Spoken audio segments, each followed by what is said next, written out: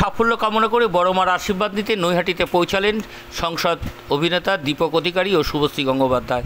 খাদানের পরে এবার ধূমকেতু। দীর্ঘ 12 বছর বাদে বাংলা চলচ্চিত্র জগতে দুই সেরা অভিনেতা অভিনেত্রী একসাথে সিনেমার পর্দায়।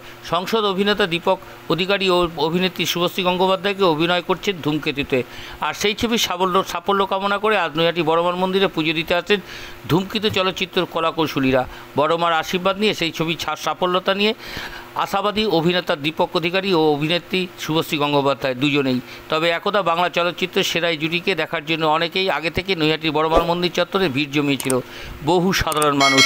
নিরাপত্তা সুনিশ্চিত করতে মন্দির চত্বরে মোতায়েন করা হয়েছিল কড়া পুলিশ প্রহরা। 24 ঘন্টা ইন্ডিয়া টিভির প্রতিনিধির বিশেষ প্রতিবেদন।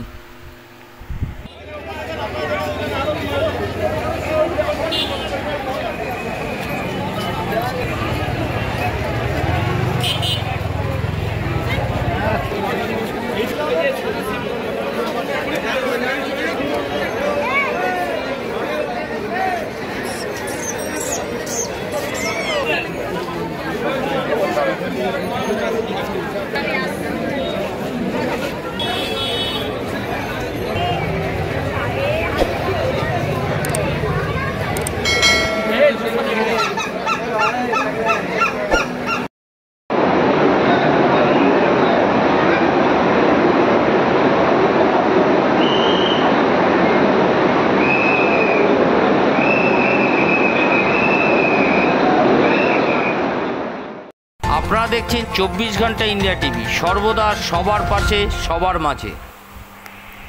আজ এ পর্যন্ত। সঙ্গে রাখুন 24 ঘন্টা ইন্ডিয়া টিভি। দেখতে থাকুন সব জেলার সব খবর সবার আগে 24 ঘন্টা ইন্ডিয়া টিভির পর্দায়। নমস্কার।